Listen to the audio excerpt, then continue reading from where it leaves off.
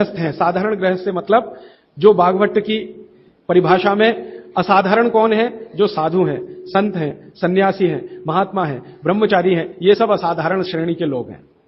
आप जो हैं साधारण श्रेणी में आते हैं। तो साधारण श्रेणी के लोगों को जीवन भर बिना रोग के जीवन बिताना, बिना डॉक्टर की मदद के अपनी जिंदगी को चलाना, बिना विशेषज्ञ की मदद के अपने जीवन को चलाना, उसके लिए उन्होंने जो कुछ कहा वो मैंने पिछले 7 दिन में अलग अलग समय पर आपको बताया। आज फिर उसको कह रहा हूं, रिपीटिशन कर रहा हूं ताकि याद रहे। तो सबसे पहला मुख्य नियम है आप जैसे लोगों के लिए, वो वही है, खाना खाने के बाद कभी भी पानी ना पिएं। ये सबसे जरूरी, सबसे आवश्यक नियम। खाना खाने के बाद कभी भी पानी तुरंत ना पिएं, 1.5 घंटे के बाद पानी पिएं। एक्सप्लेनेशन में पहले दे चुका हूं, अगर आप चाहें तो फिर समझा देता हूं। खाना खाते ही पेट में अग्नि प्रदीप्त होती है, उसको जठर अग्नि कहते हैं। जठर पेट का वो स्थान है जहां खाने का पाचन होता है। हिंदी में उसको आमाशय कहते हैं, संस्कृत में जठर कहते हैं। तो जठर स्थान पे अग्नि प्रदीप्त होती है और ये अग्नि 1.5 घंटे तक ही रहती है। तो 1.5 घंटे तक पानी ना पिए तो अग्नि अपना काम अच्छे से करेगी, तो भोजन आपका अच्छे से पचेगा, रस में बदलेगा। और मैंने आपको क्रिया बताई थी कि पहले खाना जो है ना पेस्ट में बदलता है। जैसे आप घुटी हुई खिचड़ी खाते हैं ना, खिचड़ी, वैसे खाना बनता है, वो 1.5 घंटे में बनता है। फिर उसके बाद रस निकलता है, और जब रस निकलेगा तब पानी की जरूरत है, क्योंकि बिना पानी के रस नहीं बनता। तो कहते हैं 1.5 घंटे के बाद पेट भर के पानी पिए। यह सबसे जरूरी, सबसे आवश्यक पहला नियम। दूसरा नियम, पानी कभी भी पिए तो घूट घूट भर के पिए। यह मैं बहुत आवश्यक नियम मानता हूं सबके लिए, आप जैसे लोगों के। आप में से थोड़ा अगर किसी को भी धीरज हो, धैर्य अपने जीवन में, तो आप ये चालू कर दीजिए, पानी घूट घूट घूट, जितना कम से कम 1 घूट में पानी पी सके उतना, और मुंह में घुमा घुमा के ऐसे ऐसे कर कर।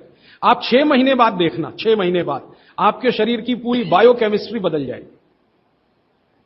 सबसे पहली चीज जो आप महसूस करेंगे, आप कहेंगे मैं पहले से ज्यादा फ्रेश हूं, आप कहेंगे मैं पहले से ज्यादा हल्का हो गया, माने वजन कम हो गया। आप कहेंगे पहले से अच्छी नींद आ रही है, आप कहेंगे पहले से अच्छा खाना हजम हो रहा है, आप कहेंगे पहले से ज्यादा मेरे दर्द कम हो गए, जो घुटनों का, कमर का, कंधे का, जगह जगह। आप कहेंगे चक्कर आना बंद हो गए, आप कहेंगे सुबह सुबह उठकर सिर का दर्द कम हो गया। ऐसी 85 बातें आप खुद कहेंगे 6 महीने के बाद। आप करिए इसको। मैंने तो कई लोगों को बताया साल साल भर से कर रहे हैं, 1.5 साल से कर रहे हैं। मैंने आपको एक उदाहरण दिया था, हमारा एक सहयोगी है, कल बेंगलोर में 140 किलो का था, 1 सवा साल से घूट घूट पानी पी रहा है, अभी 70 किलो का है। कोई आसन नहीं करता, कोई प्राणायाम नहीं करता, जिम में नहीं जाता, कोई एक्सरसाइज नहीं करता, क्योंकि उसको फुर्सत भी नहीं है, आईटी कंपनी में काम करता है। लेकिन इतना जरूर करता है, पानी जब भी पिएगा घूट घूट पिएगा, खाने के 1.5 घंटे बाद ही पिएगा। यह अद्भुत है। इस नियम को मैंने हजारों लोगों पे करके देखा है, एकदम एक्सीलेंट रिजल्ट है, कई बार तो चमत्कारिक रिजल्ट है। और कारण उसका क्या है? कारण उसका एक ही है कि घूट घूट पानी पीने से ज्यादा लार पेट में जाती है। पेट को हमेशा लार की जरूरत है, क्योंकि यहां एसिड बन रहा है। एसिड खाने के समय में जो निकले तो खाना पचे, खाने के आगे पीछे जो एसिड निकलता है वो डाइल्यूट होना ही चाहिए, नहीं तो वो पूरे रक्त में जाकर उसकी एसिडिटी बढ़ा देता है। और वही एसिडिटी है जो आपको हार्ट अटैक लाती है, कार्डियक अरेस्ट की तरफ ले जाती है, ब्रेन हेमरेज करा देती है, पैरालाइज्ड हो जाते हैं आप। गंभीर से गंभीर रोग इसी एक नियम के ना होने से होते हैं। आप पानी गटागट गटागट जो पी रहे हैं, यही एक छोटी सी गलती जिंदगी में आपको सबसे भारी पड़ेगी। ठीक है? तो पहला नियम मैंने आपके लिए कि पानी खाने के 1.5 घंटे बाद पीना, हमेशा पानी घूट घूट भर के घुमा घुमा के पीना है। सुबह का पानी हो या दोपहर का, शाम का, जब भी पिए घूट घूट भर के। पानी कैसे पिए? तो इन्होंने कहा ऐसे करके पिए। ये अच्छा नहीं है, आपके लिए अच्छा नहीं। आपको पानी हमेशा पीना है तो शरीर के नजदीक रख के ही पानी पिए। हमारे भारत में, मैं आपको एक बात ऐसी कहता हूं जो थोड़ी सी हटकर है, लेकिन आपको समझाने में मदद करे। भारत में हजारों साल की जो सभ्यता है, गिलास नहीं है। ये गिलास जो है ना विदेशी है, गिलास भारत का नहीं है। ये गिलास जो है ना यूरोप से आया, और यूरोप में पुर्तगाल से आया। ये पुर्तगाली जब हमारे देश में घुस गए, तब से गिलास में हम फंस गए। गिलास अपना नहीं है, लोटा है, लोटा। लोटा और गिलास का अंतर आप, लोटा है, और लोटा कभी भी एक रेखीय नहीं होता, वो ऐसे ऐसे ऐसे ऐसे होता है। तो भागवत जी कहते हैं कि जो बर्तन एक रेखीय हैं उनका त्याज्य करें, वो है नहीं अच्छे, काम के नहीं है। तो गिलास का पानी पीना अच्छा नहीं माना जाता। तो लोटे का पानी पीना अच्छा माना जाता है। अब आप बोलेंगे जी क्या फर्क है? फर्क सीधा सा है, पानी के बारे में मैं बता चुका हूं। पानी को जहां धारण किया जाए वैसे गुण उसमें आते हैं। पानी अपने गुण कुछ नहीं है, जहां दे दो वही गुण हो जाते हैं। दही में मिला दो तो छाछ में बन गया, वो दही का गुण ले लेगा, पानी खत्म हो गया। दूध में मिलाया तो दूध का गुण। तो लोटे में पानी जो रखा तो पात्र का गुण आएगा लोटे का। अब लोटे का गुण क्या? लोटा गोल है ना, गोल है ना। और आप थोड़ा गणित अगर समझते हैं और विज्ञान समझते हैं तो हर गोल चीज का सरफेस टेंशन कम रहता है। हर गोल चीज का सरफेस टेंशन कम रहता है क्योंकि सरफेस एरिया कम होता है। हर गोल चीज का चूंकि सरफेस एरिया कम है इसलिए सरफेस टेंशन कम है। इसको हिंदी में पृष्ठ तनाव कहते हैं। हर गोल चीज का सरफेस एरिया कम है तो सरफेस टेंशन कम है, और सरफेस टेंशन कम है तो जो पानी उसमें है उसका भी सरफेस टेंशन कम है। तो कम सरफेस टेंशन का पानी ही आपके लिए सबसे ज्यादा उपयोगी है। अगर सरफेस टेंशन बढ़ा हुआ पानी आप पिएंगे तो बहुत तकलीफ करने वाला है। सरफेस टेंशन बढ़ी हुई कोई भी चीज आप खाएंगे तो तकलीफ करने वाली है, क्योंकि उसमें शरीर को तकलीफ देने वाला एक्स्ट्रा प्रेशर आता है। तो गिलास का पानी और लोटे के पानी में जमीन आसमान का अंतर। इसी तरह से कुएं का पानी, कुआं गोल है ना, सबसे अच्छा। ये सारे साधु संत कुएं का ही पानी पीते हैं, आप जानते हैं। ना मिले तो बिहार कर जाते हैं, जहां कुआं मिलेगा वहां पिएंगे। देखा है ना आपने साधु संत, वो कुएं का पानी उनके लिए सर्वश्रेष्ठ है, क्योंकि कुआं गोल है, कुएं की सरकमफरेंस कम है और सरफेस एरिया कम है, इसलिए सरफेस टेंशन कम है। और सरफेस टेंशन कम होने से क्या होता है, पानी का एक गुण बहुत लंबे समय तक जीवित रहे। पानी का सबसे बड़ा गुण है सफाई करना।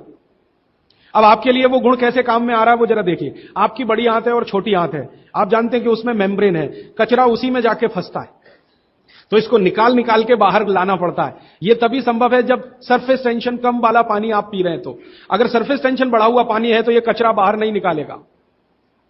मैं इसको एक दूसरे तरह से समझाता हूं, कॉम्प्लिकेशन है लेकिन सरल समझा रहा हूं। आप एक एक्सपेरिमेंट करिए, आज घर जाइए और दूध लेके चेहरे पे लगाइए थोड़ी देर, और 5 मिनट बाद रुई से पूछिए तो रुई काली हो गई है ना। कैसे? अंदर का कचरा और गंदगी बाहर आया। कैसे बाहर आया? वो दूध ने बाहर लाया। अब दूध कैसे बाहर लाता है? दूध का सरफेस टेंशन सभी वस्तुओं में सबसे कम है। तो जैसे दूध आपने अप्लाई किया, दूध ने इस त्वचा के सरफेस टेंशन को कम कर दिया, क्योंकि जो वस्तु का जो गुण है दूसरे पर लगाओ तो वैसा ही आएगा। तो यहां दूध ने सरफेस टेंशन कम किया तो त्वचा थोड़ी सी खुल गई, और त्वचा खुली तो अंदर का कचरा बाहर निकल गया। यही क्रिया पानी करता है पेट में।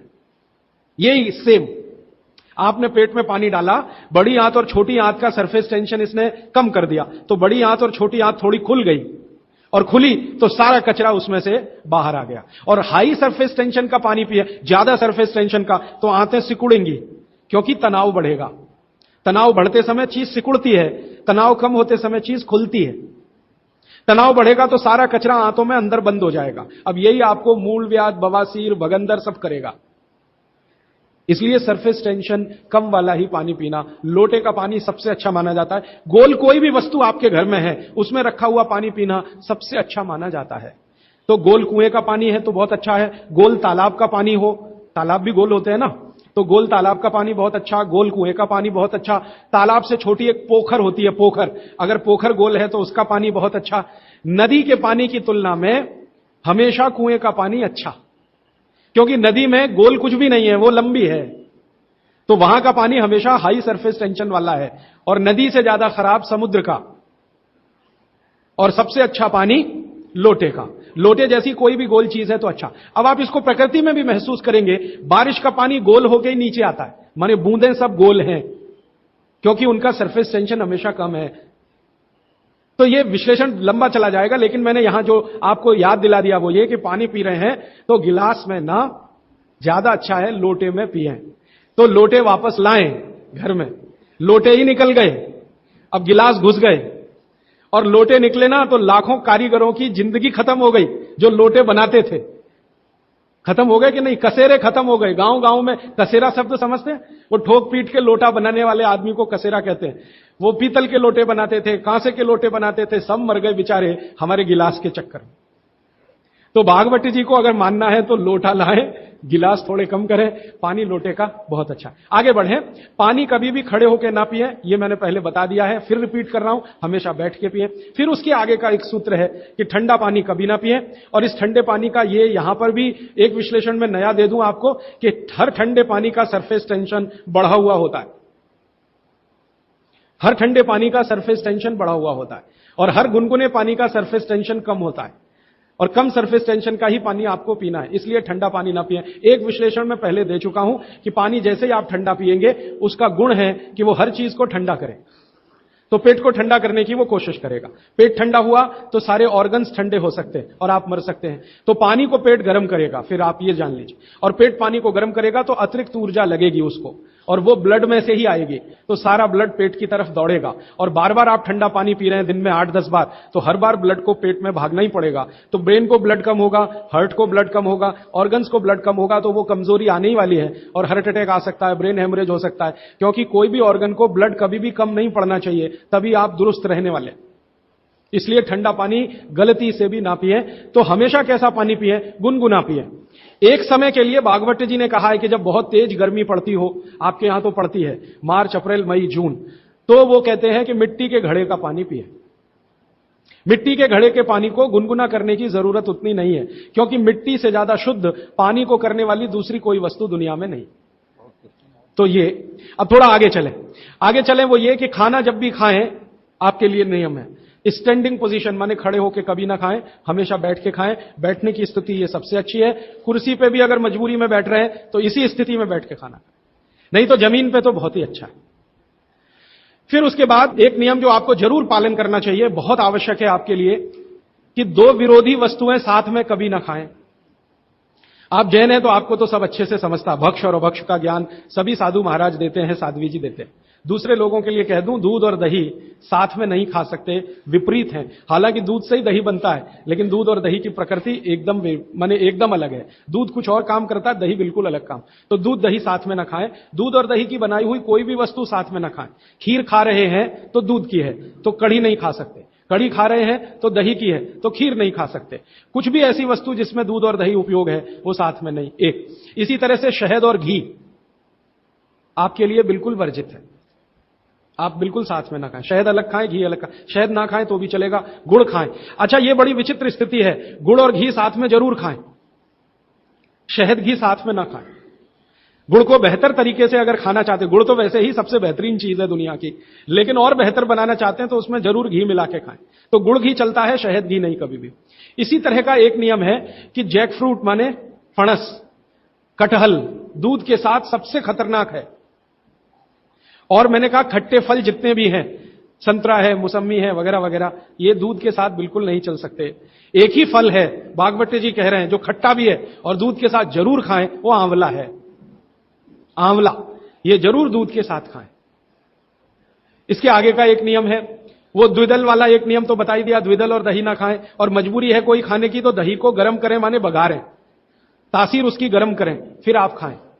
नहीं तो नहीं खाएं तो अच्छा है। द्विदल खा रहे हैं तो 1-1.5 घंटे बाद दही खाएं। छाछ अगर खा रहे हैं द्विदल के साथ तो 1-8 घंटे के बाद पी लें। और अगर पीनी ही है तुरंत, प्यास नहीं रुक रही है, तो छाछ को बघारें, माने उसमें अजवाइन हो, थोड़ा जीरा हो, हींग हो, उसका छोंक लगाएं, तो उसकी तासीर बदलती है, तो आप ले सकते हैं। और इसके आगे का एक नियम कि सुबह का खाना 9:30-10 बजे तक, क्योंकि उस समय जठर अग्नि सबसे ज्यादा तीव्र है, और शाम का खाना 5-6 बजे तक। ये मैंने आपके हिसाब से कैलकुलेशन किया। भागवत जी ने कहा इसमें जलवायु का, मौसम का ध्यान रखना है। तो आपके हिसाब से, माने आप चेन्नई में हैं तो 9, 9:30, 10 बजे तक भरपेट खाना खाएं, शाम को 5-6 बजे तक भरपेट खाएं। बीच में अगर आप कहते हैं जी भूख लगी तो कुछ फल खा लें।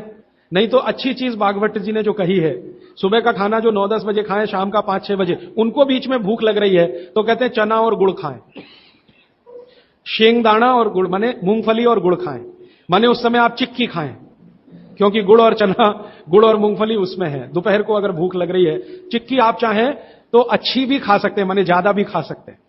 बस एक ही तकलीफ ध्यान में रखें कि जब चिक्की और गुड़ ज्यादा हो जाए तो थोड़ी सोंठ चाट लें या थोड़ी सोंठ खा लें, तो उसका जो तासीर है वो तुरंत बदल जाता है। नहीं तो ज्यादा चिक्की खा ली तो नाक में से खून आ सकता है। तो नाक से खून ना आए, थोड़ी सोंठ या अदरक सोंठ इस्तेमाल करते हैं तो सोंठ, नहीं तो अदरक उसके साथ ले। फिर आगे बागभट्ट जी कहते हैं कि आपके भोजन का आपके जो वातावरण से बहुत रिश्ता है। आप जिस वातावरण में रह रहे हैं उसका ध्यान हमेशा रखें। अब मान लीजिए आप मद्रास में रह रहे हैं, तो मद्रास के आसपास का जो वातावरण है ये गर्म है। गर्म वातावरण में गेहूं नहीं हो सकता। गेहूं को होने के लिए ठंड चाहिए। तो निश्चित रूप से चेन्नई के आसपास किसी खेत में गेहूं अच्छा होगा नहीं। कोशिश करेंगे तो तब अच्छा होगा जब ठंड बढ़ जाए, क्योंकि गेहूं ठंड की फसल है, गर्मी की नहीं। गर्मी की फसल जो है वो चावल है, धान है, चावल है। बाजरा बहुत गर्मी की फसल है। ये राजस्थान में रहने वाले सब लोग जानते हैं कितनी गर्मी है राजस्थान में, और वहीं बाजरा सबसे अच्छा होता है। कच्छ में, सौराष्ट्र में कितनी गर्मी है, बाजरा सबसे अच्छा वहीं होता है। तो गर्मी की जो फसलें हैं वो धान है, बाजरा है, और जौ है, जवारी है। जवारी आप समझते हैं, ज्वार। तो ये सब आपके लिए अच्छे हैं। यहां चेन्नई में आप रहते हैं ना, ज्वार की रोटी खाएं, बाजरे की रोटी खाएं, गेहूं की कम ना खाएं तो भी चलेगा। जो यहां हो रहा है वो ज्यादा खाएं। अब आप बोलेंगे गर्मी में भी बाजरे की रोटी खाएं, ना खाएं, क्योंकि बाजरा वैसे तो गर्म है, लेकिन गर्मी में भी खाना है। मान लो आपको स्वाद है, छूट नहीं रहा है, जगह छूट गई है, स्वाद नहीं छूटता। मन हमारा अभी भी राजस्थान में है, या कच्छ में है, या सौराष्ट्र में। कुछ मजबूरी है कि हम यहां रह रहे हैं। अगर ये मजबूरी खत्म हो जाए तो आप सब भागेंगे यहां से। मजबूरी कैसी, कच्छ में, सौराष्ट्र में इतना ही पैसा आ जाए तो आप सब चले जाएंगे, क्योंकि मन जो है ना छूटता नहीं है, स्थान से लगा रहता है। स्वाद मन के साथ जुड़ा हुआ। तो स्वाद के लिए ही अगर बाजरा खाना चाहते हैं तो बिना गुड़ के ना खाएं। यहां पर चेन्नई में गुड़ और घी के साथ बाजरे की रोटी आप खा सकते हैं, गुड़ और घी के साथ जवारी की रोटी आप खा सकते हैं। ज्यादा आप खाएं तो चावल आपके लिए, धान जो यहां होता है वो सबसे अच्छा है। तो तासीर ध्यान रखें, आबो हवा का ध्यान रखें, वातावरण का ध्यान रखें, हर बनाते समय भोजन में और खाते समय भोजन में। ये कुछ सूत्र हैं जो बहुत आवश्यक हैं आपके लिए, मैं मानता हूं। जो मैंने आपको पिछले एक 45 मिनट या 30 मिनट में जो रिपीट किए, जिनको मैं बहुत आवश्यक मानता हूं। और इसमें से एक सूत्र छूट गया जो बहुत आवश्यक, सुबह सुबह उठकर पहले पानी पिएं। सुबह सुबह उठकर पहले पानी पिएं। कारण मैं बता चुका हूं कि उठते ही आपके मुंह में जो लार बन रही है वो बहुत बहुत बहुत कीमती है। उसकी कीमत लगा नहीं सकते आप, वो एकदम अमूल्य चीज है। वो अंदर ही जाए तो अच्छा है। तो आप उठते ही पानी पीने का नियम बनाएं। कितना पानी पिए, मैंने बताया था 18 से कम उम्र के जो बच्चे हैं उनको लगभग 1.5 से 2 गिलास, 60 से ऊपर के जो बुजुर्ग हैं उनको भी 1.5 से 2 गिलास, और आप जिस उम्र में हैं 18 से 60 तो कम से कम 3 गिलास। पीने का तरीका वही है, सिप सिप सिप सिप करके पीना। और ये सुबह का पानी अकेला पानी है जो बिना प्यास के भी पीना। जी, ये मुख्य नियम मैं मानता हूं आपको जरूर धारण करने चाहिए। और मेरी एक दूसरी गुजारिश है, आप जितने भी लोग बैठे हैं इन सब नियमों को पालन करें। आज से कुछ ने तो शायद शुरू भी किया है 2-3 दिन से, जरूर पालन करें। हो सकता है कि 6 महीने के बाद, 8 महीने के बाद मेरी आपकी फिर मुलाकात हो, तब आप मुझे इसकी रिपोर्टिंग करें। रिपोर्टिंग करें क्यों? मैं आप सबको बागभट्ट का चेला बनाना चाहता हूं। मैं ये चाहता हूं, मैं विनम्रतापूर्वक कह रहा हूं, मैं ये चाहता हूं कि जो ज्ञान मैंने 6 साल में लिया, ये साल भर में आपके पास पूरा पहुंच जाए। क्यों? आप तो इसको अपने जीवन में पालन करके स्वस्थ रह ही सकते हैं, अपने परिवार को भी रख सकते हैं और पड़ोसियों को भी रख सकते हैं। और भागवत ने कहा है कि जो अपने दुखों को दूर कर ले और दूसरों के दुखों को दूर करने का काम करे, वही मोक्ष का भागी है, माने भागीदार हो सकता है। तो मैं चाहता हूं आप सब मेरे साथ मोक्ष में चलें, वहां भी हम यही करेंगे। तो आप अच्छे हो जाएंगे, देश भी अच्छा हो जाएगा। ये कहकर मैं प्रश्नों की तरफ चल रहा हूं। प्रश्न मेरे पास भरपूर आ चुके हैं। मैं कोशिश ये करूंगा कि जो प्रश्न एक बार उत्तर आ गया उसको दोबारा नहीं दूंगा। हो सकता है किसी व्यक्ति ने वो प्रश्न रिपीट किया। ज्यादातर प्रश्न जो हैं वो रोगों से संबंधित हैं। इस रोग में क्या करें, उस रोग में क्या करें। तो सबसे पहला प्रश्न जो मैं सबसे आसान मानता हूं, आंखों के नीचे काले धब्बे आ गए हैं तो क्या करें। मैं इसका उत्तर पहले दे चुका हूं, फिर दे रहा हूं। आपको सबसे अच्छा आसान उपाय मैं बता रहा हूं, वो ये, जिनको भी डार्क सर्किल है सवेरे उठें, सबसे पहला जो आपका थूक है, मुंह का लार है, इसको आंखों के नीचे लगा के मालिश करें, हल्की हल्की मालिश करें। आपके सारे डार्क सर्कल खत्म हो जाएंगे। और ये जो सुबह का मुंह का लार है, इससे आप अपने त्वचा रोग भी ठीक कर सकते हैं। खाज है, खुजली है, दाद है, सोराइसिस है, इचियोसिस है, एक्जिमा है, हर जगह इसको अप्लाई करें और हल्की हल्की मालिश करें। कोई कहेगा कि बहुत ज्यादा शरीर में है तो इतना तो थूक बनता ही नहीं है, और पूरे शरीर पे लगाना पड़े तो ऐसी स्थिति में आप मुझे व्यक्तिगत रूप से शाम को 4 बजे मिलें, मैं आपको एक ऐसी दवा बता दूंगा या लिखा दूंगा जो थूक भी बढ़ा देगी और आपकी शरीर की खाज, खुजली, दाग, धब्बे सब मिटा देगी। वो व्यक्तिगत है। नींद बराबर नहीं आती, नींद बराबर नहीं आती है तो इसका माने एक ही आप जान लीजिए कि आपके शरीर में अगर वात बढ़ा हुआ है, वायु बढ़ी हुई है, तो अच्छी नींद कभी नहीं आएगी। तो इसके लिए बहुत सरल उपाय मैंने बताया था। रात को गाय का घी हल्का गर्म करके दोनों नाक में डाल के सोएं। गाय का घी हल्का गर्म करके, जब वो तरल हो जाए उतना ही गर्म करें और एक एक बूंद दोनों नाक में डालें और हल्के से खींचें, ज्यादा तेज नहीं, बस इतना करेंगे अंदर चला जाएगा। बहुत खींचने की जरूरत नहीं, क्योंकि आगे चला जाएगा, जहां नहीं जाना चाहिए वहां भी चला जा सकता है। तो हल्का खींचकर छोड़ दें और सो जाएं, भूल जाएं। फिर नींद बहुत अच्छी आएगी, खर्राटे बिल्कुल बंद हो जाएंगे, स्नोरिंग बिल्कुल खत्म हो जाएगी।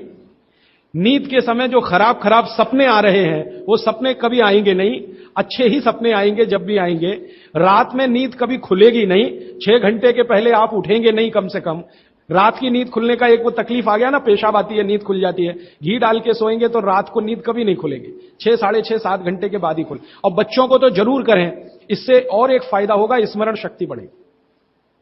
ठीक है, तो अब एक ही कागज पर ये 3 प्रश्न थे, तीनों उत्तर दे दिए। अब आगे जिस कागज में ये प्रश्न आएंगे उत्तर नहीं दूंगा। अभी है हाई ब्लड प्रेशर, रक्त का ऊंचा दबाव, अस्थमा, पेट की कब्जी, और इसमें भी फिर आ गया है त्वचा का कालापन, वो मैं उत्तर दे चुका। अब मैं आ जाता हूं, ब्लड प्रेशर हाई है। वैसे तो ब्लड प्रेशर हाई और लो होना ये काल्पनिक चीज है, कभी बाद में चर्चा करूंगा, लेकिन अगर आपके मन में बैठ गई है तो इतना ही जान लीजिए कि आपको जब लग रहा है और डॉक्टर कोई कह रहा है कि आपका बीपी हाई है, तो समझ लीजिए, इसको भागवत जी दूसरे सूत्र में कहते हैं कि रक्त की अम्लता बढ़ी हुई है, एसिडिटी बढ़ी हुई है। अब रक्त में अम्लता है तो अम्लता को खत्म करने के लिए क्षारीय चीज खाएं, क्षार चीज खाएं, क्षार। अब क्षार वाली चीजें क्या है? सबसे अच्छी क्षार की चीज है मेथी, सब्जी के रूप में भी और दाने के रूप में मेथी। दूसरी क्षार वाली चीज है, आप में से जैन है तो वो नहीं खाएंगे, लेकिन जो जैन नहीं है उनको बता देता हूं, गाजर। तीसरी क्षार वाली चीज है कोई भी ऐसा फल जिसमें रस नहीं है, कोई भी ऐसा फल जिसमें रस नहीं है। सेब ये क्षारीय है, केला ये क्षारीय है, अमरूद ये क्षारीय है। कोई भी ऐसे फल याद रहेगा आपको जिसमें रस नहीं है, ये सब क्षारीय है। सब्जियों में पालक क्षारीय है, बैंगन क्षारीय है। आलू के बारे में कहते हैं ना अम्लीय ना क्षारीय, वो बीच का है। तो जो सब्जियां आपको क्षारीय हैं और जो मसाले माने औषधियां क्षारीय, इनका उपयोग करें तो अम्लता अपने आप कम होगी, तो ब्लड प्रेशर कम होगा, तो ट्राइग्लिसराइड कम होगा, मोटापा भी कम होगा, सब कुछ कम होगा आपका। तो हमेशा याद रखें। तो मेथी दाने का उपयोग मैंने बता दिया है, पानी में डाल के रात को छोड़ दें, सुबह उठकर दाना चबा के खाएं, पीछे से पानी पिए। गाजर का उपयोग बता दिया, कद्दूकस में घिसें, गाजर ले लें और वो कद्दूकस की गाजर को खा लें। और क्षारीय चीज मेथी की सब्जी रोज खाएं, पालक की सब्जी रोज खाएं। हरे पत्ते की कोई भी सब्जी क्षारीय होती है, हरे पत्ते की कोई भी सब्जी क्षारीय होगी, और फल जिसमें रस नहीं है वो सब क्षारीय होंगे। बस याद इतना ही रखें। तो आप अगर उपयोग करेंगे तो हाई ब्लड प्रेशर तो जाएगा ही, उसके साथ ब्लड कोलेस्ट्रॉल कम रहेगा, ट्राइग्लिसराइड कम रहेगा, मोटापा कम होगा, पेट आपका कम होगा, और उसके अंत में हार्ट अटैक आएगा नहीं। ब्लॉकेज भी है तो निकल जाए। और एक क्षारीय चीज में भूल गया बताना, लौकी, दूधी। सब्जियों में सबसे ज्यादा क्षारीय कोई चीज है तो दूधी, माने लौकी ज्यादा खाएं, दूधी ज्यादा खाएं, और उसका रस भी पिए कच्ची दूधी का, तो और अच्छा है। जितने भी हाई बीपी के मरीज हैं उनके। अस्थमा, अस्थमा भी जो एक बीमारी है ना, वो वायु के प्रकोप की बीमारी है। तो अस्थमा ज्यादा है तो इसके लिए जो मैं बहुत बार बोल चुका हूं, फिर बोल रहा हूं, दालचीनी ये क्षारीय है, दालचीनी का उपयोग करें शहद के साथ। शहद क्षारीय है तो दालचीनी, शहद। शहद नहीं ले सकते तो गुड़। ये जो नारियल होता है ना, नारियल, मैंने आपको थोड़ी देर पहले एक बात कही है और मुझे याद आ गई, तो मैंने आपसे कहा जो भी फल में रस नहीं है वो क्षारीय है, और जो भी फल में रस है वो अम्लीय है। लेकिन ये नारियल अद्भुत फल है जो क्षारीय है, रस होते हुए भी। तो ये क्षारीय है। अब ये क्यों है, ये बाद का विषय। तो आप अगर अस्थमा से शिकार हैं, दमा के शिकार हैं, तो नियमित रूप से नारियल खाइए, हरा नारियल खाइए, कच्चा नारियल जिसको कहा जाता है, चबा चबा के खाइए। कितना खाएं जी? एक दिन में 50 ग्राम तक खा सकते हैं चबा चबा। तो दालचीनी और गुड़ लिया और नारियल चबा के खाया, 3 महीने के बाद आपका अस्थमा जड़ से खत्म होगा। वो 40 साल पुराना हो तो भी। इसके बाद हां, बाकी तो आंखों की। मुंह में छाले बहुत रहते हैं। ये मुंह में छाले बहुत रहते हैं, इसका माने पेट आपका साफ नहीं है, बड़ी आंत आपकी कचरे से भरी हुई है। तो मुंह में छाले रहते हैं तो सुबह सुबह का जो मैंने नियम बताया ना, पानी उठते ही पिए, घूट घूट पिए, तो छाले अपने आप खत्म। जैसे ही बड़ी आंत साफ हो जाएगी, छाले कभी नहीं आएंगे। और अगर आपको ये करने के बाद भी छाले में आराम नहीं मिल रहा है, तो आपको एक सरल आसान दवा बता देता हूं, जो होम्योपैथी की दुकान में मिलती है, जो बड़ी आंत को सबसे जल्दी से साफ कर देती है। उस दवा का नाम है बोरेक्स। सुहागा, सुहागा आप सब जानते हैं ना, सुहागा आंत को साफ करने वाली सबसे तीव्र दवा है, तीव्र। इसी का डाइल्यूशन करके होम्योपैथी में बनाया बोरेक्स। तो ले लें, किसी भी होम्योपैथी की दुकान से खरीद लें, 30 पोटेंसी में या 200 पोटेंसी में। इसके 3 ही खुराक लेंगे तो जीवन भर के लिए छाले की बीमारी आपकी आएगी नहीं, क्योंकि यह तुरंत बड़ी आंत को साफ करता है। पानी करेगा, धीरे धीरे करेगा। बोरेक्स तो एक ही दिन में काम करता है, लेकिन भागवती जी कहते हैं ये एक ही दिन का चक्कर छोड़ना चाहिए, तुरंत हर चीज का रिजल्ट मिल जाए। वो कहते हैं जीवन में कोई भी चीज फास्ट है ही नहीं, हर चीज स्लो है। तो कोशिश करिए पानी से ठीक करें, और अगर आप बहुत परेशान हैं तभी बोरेक्स का इस्तेमाल करें। और ये दवा हमेशा पानी में डाल के लें, 1 बूंद डाल दें पानी में, और उस पानी के 3 हिस्से करके उसको पी लें। 1 कप पानी हो, आधा कप पानी हो, चौथाई कप पानी हो। अभी आगे का एक प्रश्न। अच्छा, गाय के मूत्र के बारे में मैंने आपसे कहा था, तो उस पर प्रश्न आए हैं 4-5। गोमूत्र सही गाय का है या उसको कोई बीमारी है, किस तरह की प्रॉब्लम हो सकती है, अगर गोमूत्र सही नहीं है तो उस हाल में क्या करना चाहिए। मैं आपको विनम्रतापूर्वक एक एक्सपेरिमेंट जो हमने किया वो बता देता हूं। गाय को हमने 6 साल जहर खिलाया। एक गाय पर यह एक्सपेरिमेंट हमने किया, 6 साल जहर खिलाया, सबसे खराब जहर खिलाया। उसका नाम है संखिया, अंग्रेजी में कहते हैं आर्सेनिक। तो हमने गाय को दिया, चारे में मिलाकर दिया, बहुत मामूली मात्रा में, क्योंकि हम जानते हैं ज्यादा देंगे तो गाय मर जाएगी। हमें यह देखना था कि ये थोड़ा थोड़ा जहर देते हैं तो उस पर असर क्या आता है। तो 6 साल जिस गाय पर हमने ये प्रयोग किया, वो गाय अभी भी जीवित है, अभी भी जीवित है और स्वस्थ है, तंदुरुस्त है। हमने हर बार उसको संखिया दिया और हर दिन उसके मूत्र में टेस्ट किया, आया कि नहीं आया, क्योंकि ऐसे कहते हैं ना, खाओ तो सब कुछ आने ही वाला है मूत्र में और ब्लड में। तो 6 साल लगातार उसको संखिया खिलाने के बाद भी उसके मूत्र में 1.0000 में चले जाएं, उतना भी संख्या कभी नहीं आया। अद्भुत है ये। अब मुझे पुरानी बातें इसमें जोड़नी है। बहुत लोग कहते हैं ना, गाय के गले में शंकर भगवान का निवास है। वो शायद शंकर जी ने पी लिया। शंकर जी तो मशहूर है ना, खराब से खराब जहर पीने के लिए। तो शायद गले में शंकर जी हैं गाय के, तो वहीं रुका। और सच में हमने ये देखा, इसमें मैं एक्सेजरेशन नहीं कर रहा हूं, आप चाहें तो वो गाय कभी भी आके देख सकते हैं। हमने उसके गले के आसपास महसूस किया 6 साल में एक ब्लू कलर का रिंग बन गया है, ब्लू कलर का।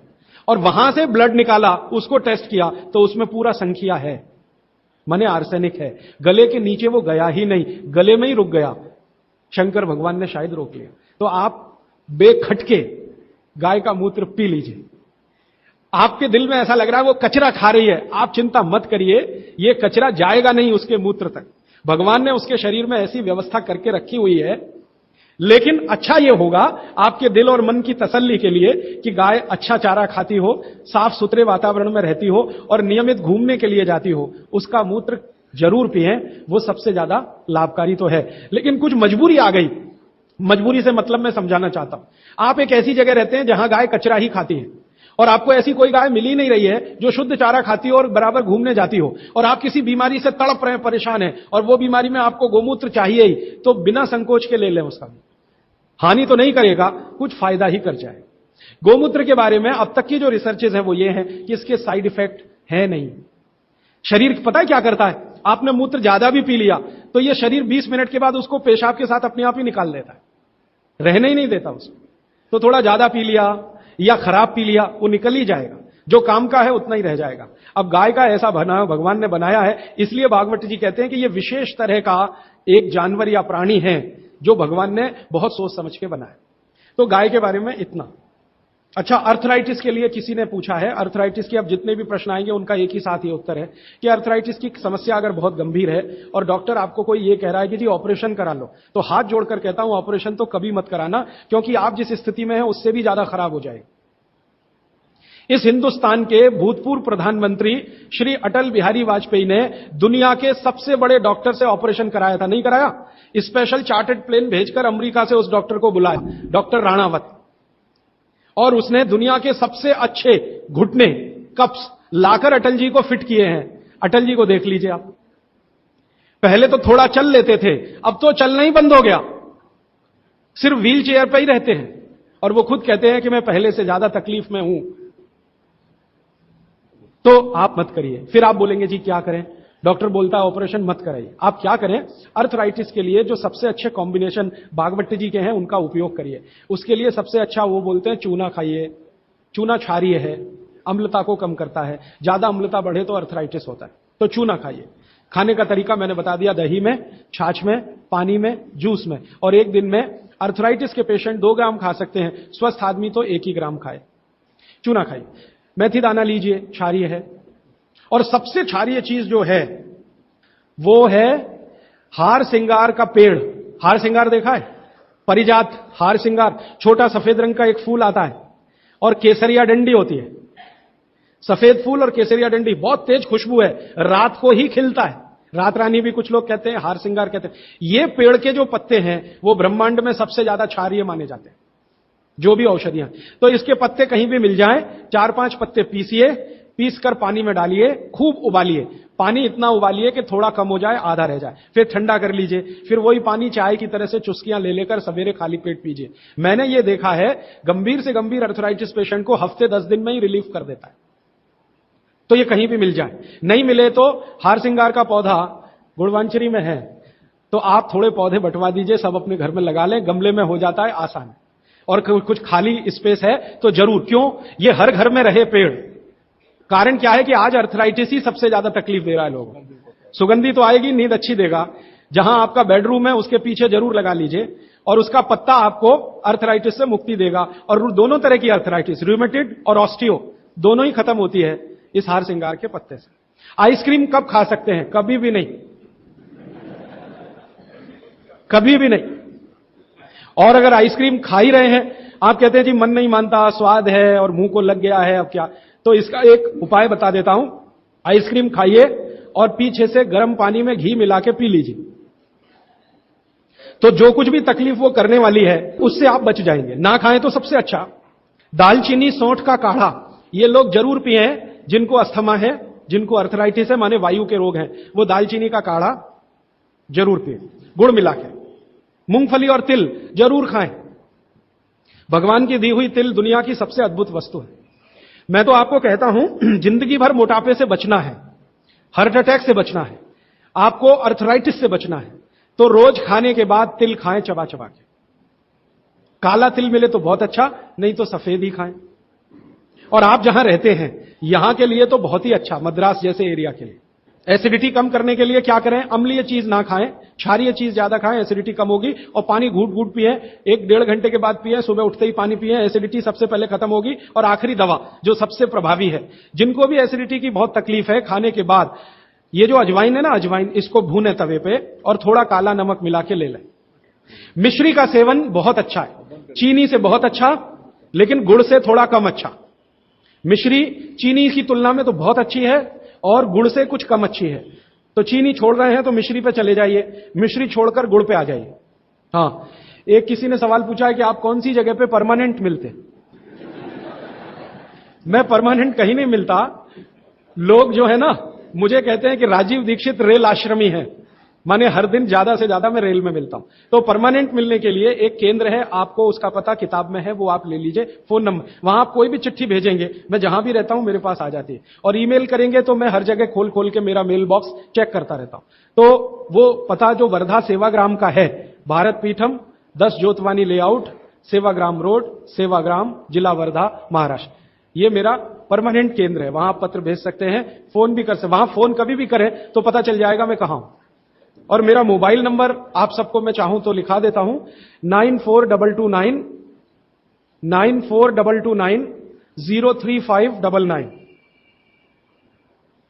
9422 03599, ये मेरा मोबाइल नंबर है। और ईमेल एड्रेस है RAJIVDIXITABA RAJIVDIXITABA@rediffmail.com। और निरंजन भाई, प्रदीप भाई, ये कभी भी आप इनको संपर्क करेंगे तो ये कहीं भी खोज के बताएंगे कि मैं कहां हूं।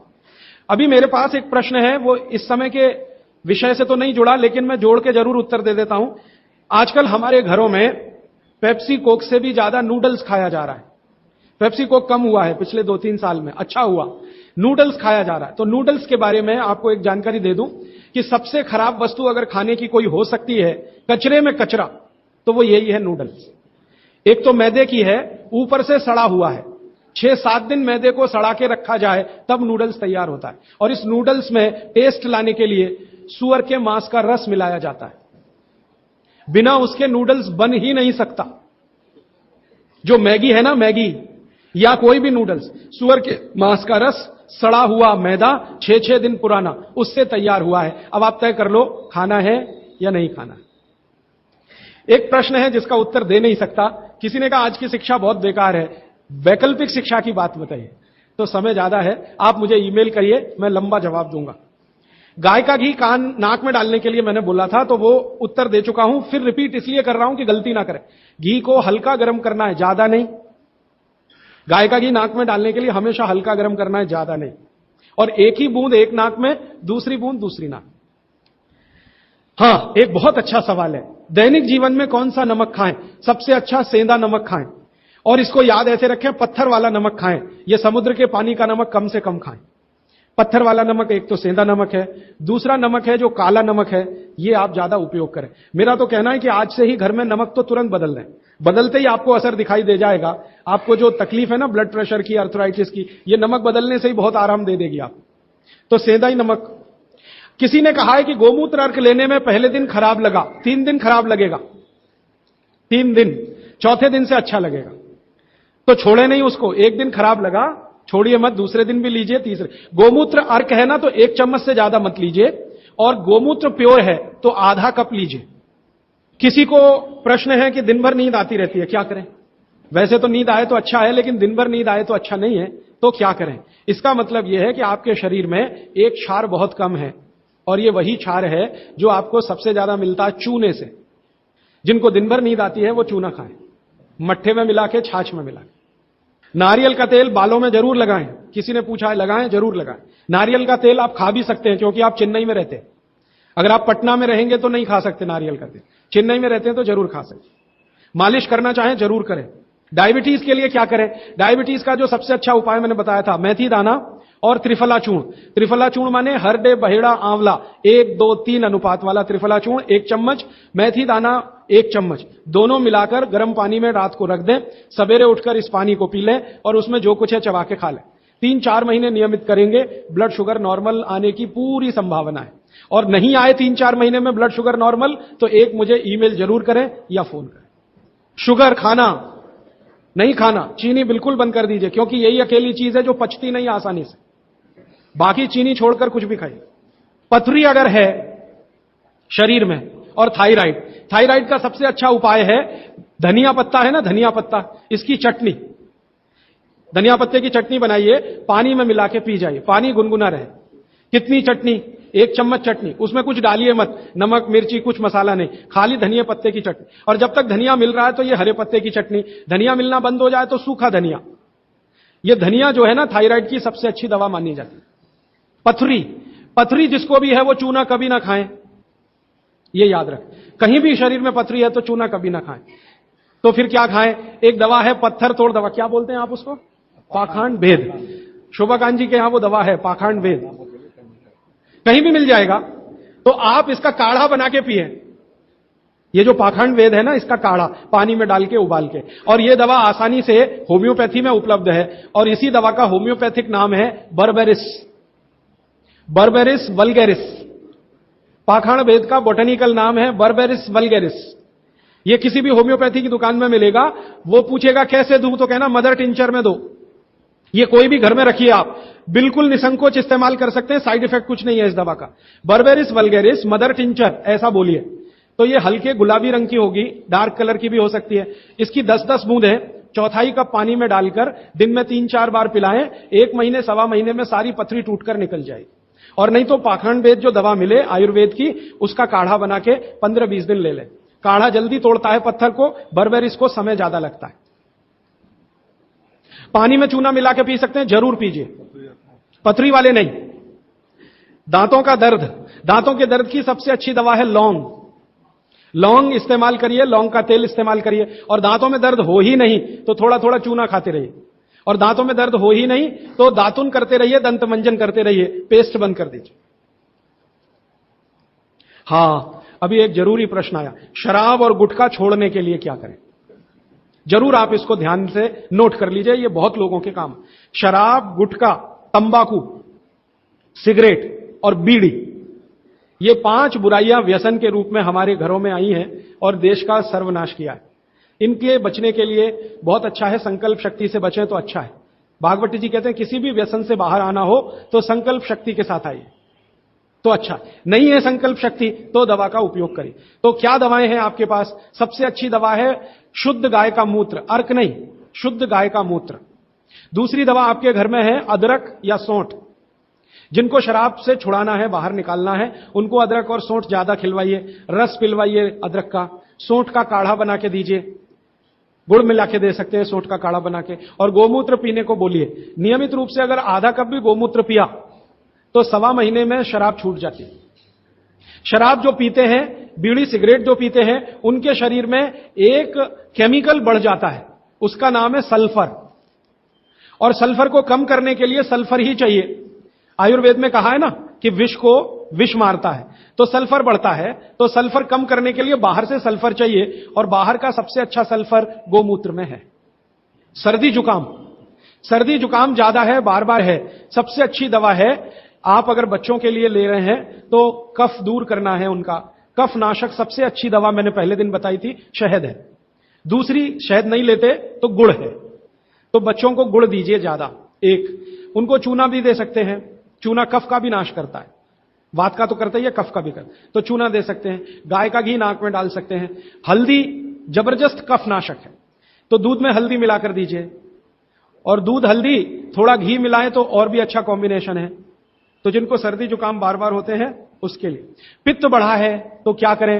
देशी गाय का घी खाइए। देशी गाय का घी गरम गरम पानी में डालकर पिए तो सब पित्त को शांत करेगा।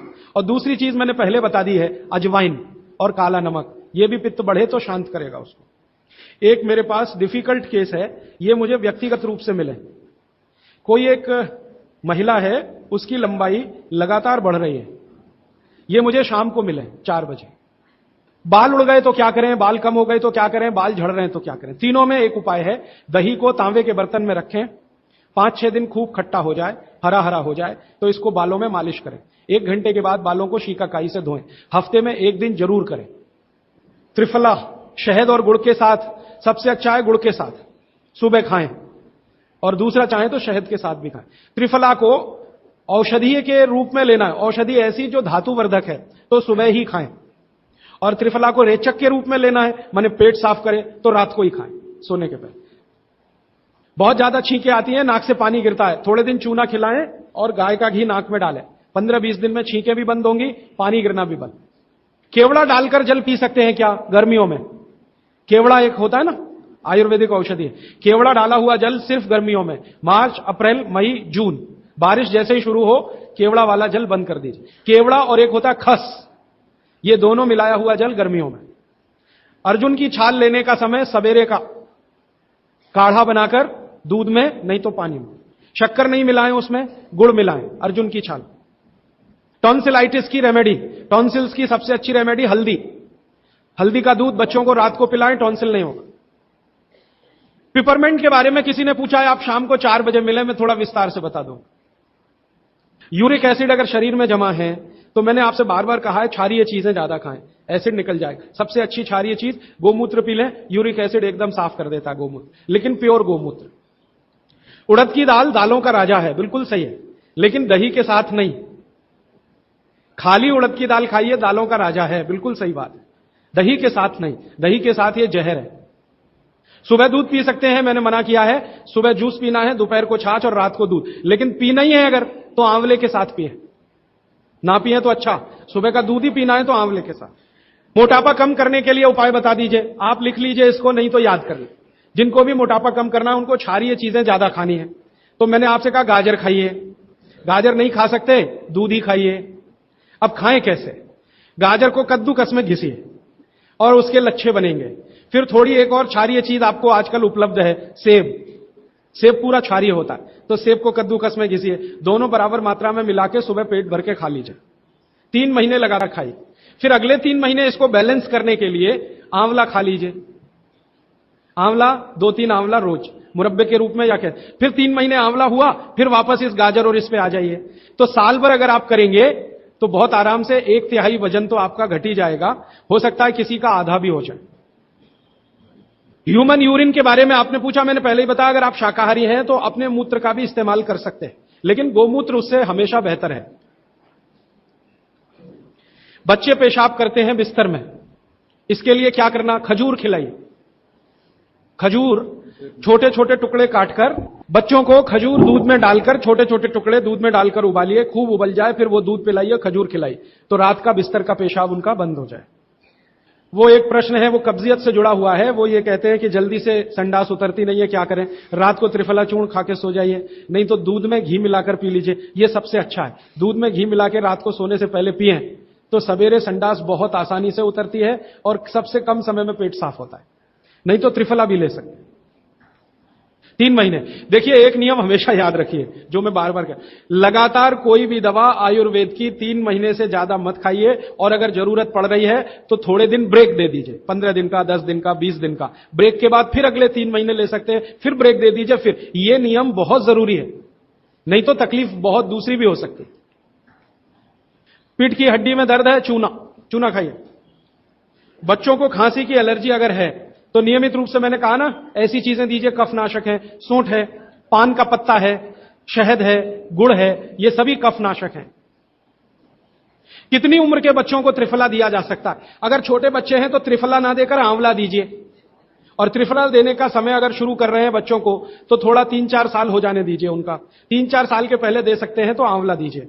और वैसे तो मेरा कहना है 14 साल की बच्चों को आंवला ही अच्छा है, त्रिफला उनको ना ही दें। त्रिफला एक उम्र के बाद ही सबसे अच्छा होता है।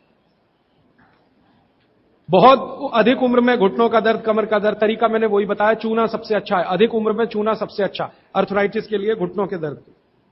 एड़ी का दर्द और कोहनी का दर्द तो ऐसे ही मिट जाएगा जब पानी घूट घूट पीने लगेगी। जल्दी भूल जाए, स्मरण शक्ति कम हो, गाय का घी नाक में डालना सोते समय। नींद जल्दी ना आए तो क्या करना? गाय का घी नाक में डाल के सोना। हां, एक बहुत इंटरेस्टिंग प्रश्न आया, वो पहले दिन का जो मेरा व्याख्यान था कि फ्रिज का क्या करें। तो मैंने तो बोला था कि ये बंद कर दें, अगर आपका दिल नहीं मानता बंद करने के लिए, क्योंकि मैंने कहा ना, हिंदुस्तानियों में एक बुरी आदत है कचरे को इकट्ठा करने की। घर में डिब्बे इतने इकट्ठे रहते हैं, फालतू पड़े रहते हैं, फेंकते नहीं हमें, हमेशा ये सोचते कभी काम आएंगे, कभी काम आएंगे। तो ये चक्कर घुस गया। अब पता नहीं ये अंग्रेजों के समय से आया या पुराना। तो फ्रिज भी वैसी ही कोई चीज है। तो एक बहन ने या किसी ने सवाल ये लिख के भेजा है कि फ्रिज में से हमने सब्जी निकाल के 48 मिनट रख दी, तो अब उपयोग कर सकते हैं? हाँ, कर सकते हैं। उसको शायद ये बात अच्छे से समझ में आई। वो 48 मिनट का जो किस्सा मैंने बताया ना, तो वो चाहती नहीं है कि फ्रिज घर के बाहर जाए, किसी तरह इसका उपयोग होता रहे। तो ये मजबूरी का खेल है, लेकिन कर लीजिए कि आप कुछ भी जो रखा है फ्रिज में, अगर उसको पकाना चाहते हैं, खाना चाहते हैं, तो निकाल के 48 मिनट रख दीजिए, फिर उसका उपयोग कर लीजिए सब्जी के रूप में। नहीं तो एक चीज मत करिए कभी भी, कोई भी चीज एक बार गर्म करके आपने फ्रिज में रख दी तो दोबारा गर्म मत करिए। वो दूध हो या सब्जी हो या दाल हो, करिए ही मत। क्या करना? निकाल के रख दीजिए, 48-50 मिनट रखी रहे, वो अपने आप थोड़ी गर्म हो जाएगी, प्रकृति की गर्मी से, फिर वही खा लीजिए। गर्म तो दोबारा बिल्कुल मत करिए। फ्रिज के दूध को दोबारा गर्म कभी मत करिए, फ्रिज की दाल को दोबारा गर्म कभी मत करिए, फ्रिज की सब्जियों को दोबारा गर्म मत करिए। चटनी भी फ्रिज में से निकाल के रख के खाइए, दही भी फ्रिज में दही रख देते हैं, 48 मिनट रखा रहने दीजिए, फिर आप उसका उपयोग करिए, तुरंत निकाल के और छाछ बना के, वो बिल्कुल मत करिए। मेवा खाना चाहिए कि नहीं? सूखा मेवा जरूर खाइए, ड्राई फ्रूट्स आप जरूर खाइए, लेकिन जो ड्राई फ्रूट्स आपके लिए अनुकूल हैं, आप जहां रहते हैं वहां के हिसाब से मैं कह रहा हूं। सबसे अच्छा बादाम आपके अनुकूल है, आपके अनुकूल काजू नहीं है। बादाम बहुत अनुकूल है मद्रास में रहने वालों को, काजू अनुकूल है जम्मू कश्मीर में रहने वालों, तो बादाम भरपूर खा सकते हैं। और जो दूसरी चीज अनुकूल है, मुनक्का, किशमिश, किशमिश और मुनक्के में थोड़ा अंतर है, बड़ी किशमिश को मुनक्का, तो मुनक्का और किशमिश ये आपके बहुत अनुकूल है, बादाम आपके बहुत अनुकूल है। मखाना 50-50 है, ज्यादा अनुकूल तो बिहार उत्तर प्रदेश वालों को है और थोड़ा चले तो झारखंड वालों को। आपके लिए 50-50, ना बहुत प्रतिकूल है ना बहुत अनुकूल है, बीच का है। और बाकी जो अखरोट वगैरह हैं ये आपके अनुकूल नहीं। अखरोट खाना चाहिए हमेशा ठंड में रहने वाले लोगों को, आपके लिए अखरोट बिल्कुल अनुकूल नहीं। और ड्राई फ्रूट्स क्या खाते हैं आप? चिरौंजी, चिरौंजी क्या कहते हैं उसको? जो चिरौंजी है वो आपके लिए अनुकूल है, चेन्नई के आसपास के लोगों के लिए अनुकूल है, वो आप खा सकते हैं। और ड्राई फ्रूट शायद इसके आगे हैं, हां केसर। केसर अगर आप खाएं, वैसे तो औषधि है, ड्राई फ्रूट नहीं, लेकिन ये 3 महीने के आगे नहीं खा सकते, नवंबर दिसंबर जनवरी, और दूध में मिला के। मिश्री, पिस्ता 50-50 है। अंजीर बहुत अनुकूल है सिर्फ एक ही किस्म के लोगों के लिए। इसको मैं आपको कहता हूं, जरा ध्यान से सुनो। जिनको शरीर में शक्ति की कमी लगती है, शक्ति की कमी लगती है, ताकत कम है, शक्ति कम है, उनके लिए अंजीर बहुत फायदे की है। लेकिन जिनको पहले से ही ताकत है वो ना खाएं इसको। शेंदारू क्या होता है? एप्रिकॉट, हां एप्रिकॉट आपके लिए ठीक है, आप खा सकते हैं एप्रिकॉट। एक सुझाव है, प्रश्न नहीं है, और वो सुझाव मुझे स्वीकार है। वो ये कहते हैं कि आप चले गए उसके बाद क्या? तो उसके बाद ये व्यवस्था या अभियान या ये बातें या ये ज्ञान सतत निरंतर चलता रहे, इसके लिए आपकी मेरी एक छोटी सी कोई एक एडजस्टमेंट हो जाए तो बहुत अच्छा। मैं ये चाहता हूं कि जो कुछ मैंने सीखा वो आप सीख लो। हां, और बाबूजी बोलेंगे वैसे, मेरा ऐसा कहना है जो मैंने सीखा वो आप सीख लो, उतना ही सीख लो जितना मेरे पास है, फिर आप उससे आगे भी सीख सकते हैं और ये दूसरों को सिखाते जाएं। तो नियमित रूप से कोई ऐसी व्यवस्था अगर आप सब मिलकर करें, मुझे स्वीकार है। सुबह का पानी तांबे के बर्तन का पी सकते हैं जिनको कब्जियत की बहुत तकलीफ है, लेकिन शरीर में तांबा ज्यादा हो तो वो नहीं पिए। लेकिन सबसे अच्छा जो सम पानी माना जाता है, जिसमें आपको कुछ सोचना ही नहीं पड़ेगा, सादा बर्तन का, माने वो पीतल के उसमें रखा हुआ या कांसे के उसमें रखा हुआ, नहीं तो स्टील में रखा हुआ, गर्मी के दिनों में घड़े का, मिट्टी के घड़े, तांबे का पानी पी सकते हैं। हां, क्योंकि कुचालक है ना लकड़ी, और तांबा बहुत ज्यादा सुचालक है। एक होता कंडक्टर और एक बैड कंडक्टर। तांबा सबसे बड़ा कंडक्टर है और लकड़ी सबसे बड़ा बैड कंडक्टर है। तो ये अगर आपने तांबा पिया माने, तो अर्थ के साथ जो कांटेक्ट है ना नंगे पांव, तो वो खत्म करेगा आपको। इसलिए पांव में चप्पल रहे, लकड़ी के पट्टे पे खड़े रहे, प्लास्टिक की चप्पल पहन के हो, रबर की चप्पल पहन के हो, तभी तांबे के बर्तन का पानी पीना अच्छा है। केन वाटर, बहुत लोग आजकल केन वाटर पी रहे हैं, ऐसा प्रश्न आया, तो ये क्या अच्छा है? बिल्कुल अच्छा नहीं। तो आप बोले फिर क्या करें? आपके घर जो पानी आ रहा है टैप वाटर, इसको खूब अच्छे से उबाल लें, उबाल कर इसको रख लें, फिर उसी को पिए। ये केन वाटर से 1000 गुना अच्छा है। केन वाटर पता है क्या है? ये पानी को शुद्ध करने के लिए ब्लीचिंग करते हैं उसकी। उस ब्लीचिंग में क्लोरीन इस्तेमाल होता है, फ्लोरीन इस्तेमाल होता है, और वो फिर शरीर में जाए तो बहुत खराब है। और केन वाटर का टेस्ट सादा पानी से बिल्कुल अलग होता है। तो केन वाटर से 1000 गुना अच्छा है टैप वाटर, लेकिन उबाल कर रखा गया। हां, एक सवाल आ गया है जो अब तक किसी ने नहीं पूछा, शायद आपको पूछने के लिए मन में तो होगा, लेकिन आपने क्यों नहीं पूछा। महिलाओं से संबंधित यह सवाल है मेंसेस पीरियड का। 2 सवाल आए हैं। एक तो यह है कि व्हाइट डिस्चार्ज बहुत होता है तो क्या करें। तो इसके लिए आप ऐसा करिए, एक आयुर्वेद की दवा इस्तेमाल करिए, उसका नाम है शतावरी।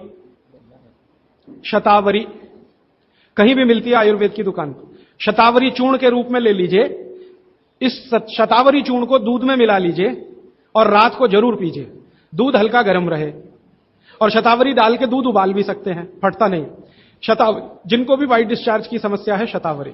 और दूसरी कि जब भी मेंसेस पीरियड आता है, बहुत दर्द होता है, तकलीफ होती है, इचिंग बहुत होती है, तरह तरह की खुजलियां होती है शरीर में, गुस्सा बहुत आता है, चिड़चिड़ापन वगैरह वगैरह, तो आपका जब भी मेंसेस पीरियड होता है तो आपके शरीर में वायु बहुत बढ़ी हुई है, पित्त भी थोड़ा बढ़ा हुआ रहता है। इसका बहुत आसान उपाय मैं बता देता हूं, भागवत जी का है, मेरा नहीं। वो ये कहते हैं कि मेंसेस पीरियड में सब कुछ ठीक रहे, समय से आए समय से जाए, ज्यादा रक्त ना निकले और कम भी ना हो, इस सब चीज ठीक रखने के लिए गरम गरम पानी में, जो इतना गरम हो जैसे चाय होती है, घी मिला के पिए। गरम गरम पानी में, खूब गरम पानी में, गाय का घी आपके घर है तो बहुत अच्छा, नहीं तो कोई भी घी, भैंस का भी चलेगा, 1 चम्मच मिलाएं, आधा गिलास खूब गरम पानी खौलता हुआ घी मिला दें, थोड़ा पीने लायक हो जाए उतनी देर रखें, फिर इसको चुस्कियां ले लेकर पिए। अगर आपका मासिक 5 दिन चलता है, 4 दिन चलता है, 3 दिन, दिन से मतलब नहीं, जितने दिन चलता है उतने दिन। कितनी बार पी सकते हैं? दिन में 2 या 3 बार पी सकते हैं। तो अगर आपने ये शुरू किया तो सब कुछ आपका नॉर्मल हो जाएगा, सब कुछ। मेनोरेजिया है तो ठीक होगा, मेट्रोरेजिया तो ठीक होगा, सब ठीक हो जाएगा। मैं ज्यादा नहीं कहना चाहता, आप सब समझदार हैं। हर चीज आपकी दुरुस्त और तंदुरुस्त रहेगी। डिस्चार्ज व्हाइट है तो शतावरी लेना है, और पानी में घी मिला के किसी भी दूसरी प्रॉब्लम के लिए, मेंसेस पीरियड, ये घी पानी मेंसेस पीरियड में ही पिए। इसको ध्यान से सुने। मेवा से वेट बढ़ता है, काजू को छोड़कर किसी भी मेवा से वेट नहीं बढ़ता। काजू ही है जो वजन बढ़ाता है, बाकी कोई भी सूखा मेवा वजन नहीं बढ़ाता। मुंह से बदबू आती है तो समझ लो पेट साफ नहीं है, तो रात को त्रिफला खा के सो, नहीं तो दूध और घी मिला के पियो, सुबह उठते ही पानी पी लो, मुंह की बदबू बंद। हाथ पैर सुन्न हो जाते हैं, मतलब चूना खाते रहिए। हां, अब ये एक सवाल ऐसा है कि चूने से जीभ फट जाती है, तो आप चूना अगर सीधे जीभ पे खाएंगे तो फटेगी, पानी में डालकर खाएंगे कभी जीभ नहीं फटेगी, दही में डालकर खाएंगे नहीं फटेगी, मट्ठे में पिएंगे तो नहीं फटेगी, जीभ पर चाटेंगे चूना तो जरूर जीभ फटेगी। अब किसी ने एक सवाल पूछा, हनी के केमिकल कंपोनेंट्स बताइए। वो किताब में पूरा है, आप पढ़ लीजिए।